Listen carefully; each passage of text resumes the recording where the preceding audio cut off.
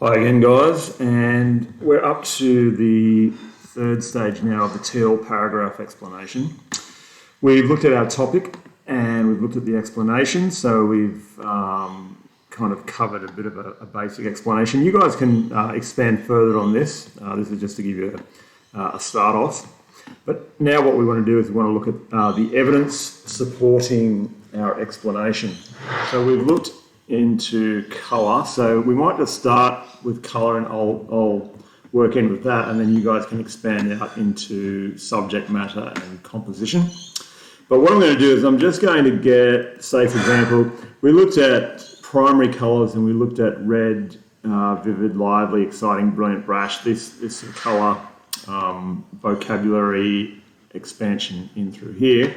I'm just going to get those, copy them like this, just paste straight into here because we want to start using some of that really interesting vocab in the sentence itself. So, for our evidence, we could say we can see evidence of Picasso's use of colour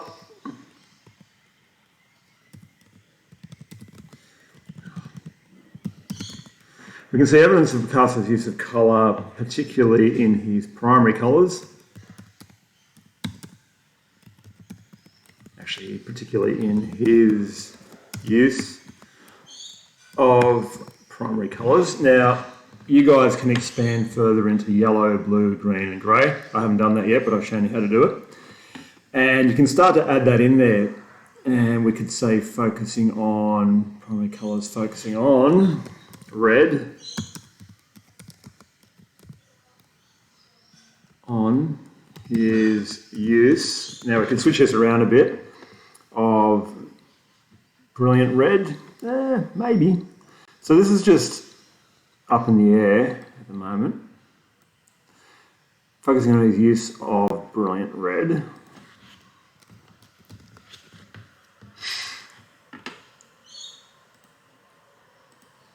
And then you could go on to say and expand out further into his uses of yellows and the vocab words that you looked up for that, and blue and green.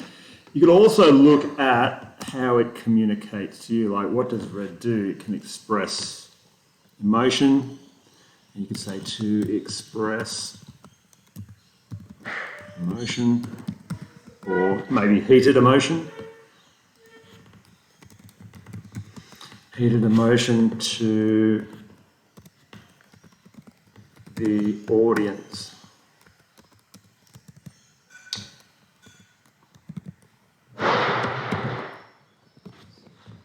All right, so we can see evidence that Picasso used the colour. Now just don't get too stressed about making this perfect yet. It's all about just blocking it in there, and then afterwards we're going to go through and just tighten it all up and make it all look, make it all flow and get all the syntax right and the sentence structure and things like that. So we can see evidence of Picasso's use of colour, particularly his use of primary colours, focusing on his use of brilliant red, which is, and then now you can start to expand out, which is vivid.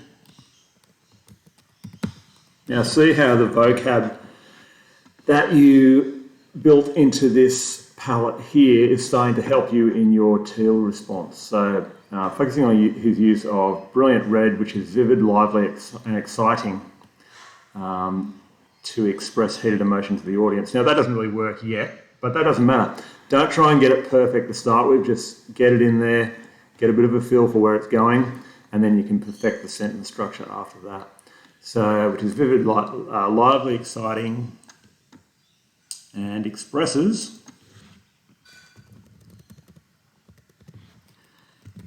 or I could say and could be used to express heated emotion to the audience. And we know that red is a very passionate, strong colour, and artists will use those sorts of colours to especially express maybe the emotion of love or strong feeling or those kinds of things. Now that sort of reading into these colours. That sort of is what we're about doing as artists, and it's what we're about doing as students. It's sort of trying to interpret why Picasso did that, because at the end of the day he chose that colour for a reason. He mixed that colour there with the yellow.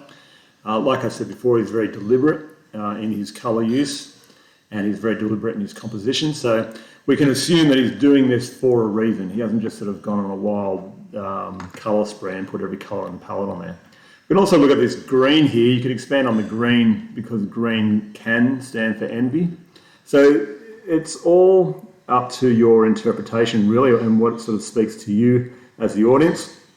Don't forget, you are the viewer, and it's going to communicate different things to you than it does to your friends or to me. So there's no right or wrong. It's just more about exploring what it is and analysing, I guess, in your own mind, and expanding that out into a sentence so you can explore the meaning.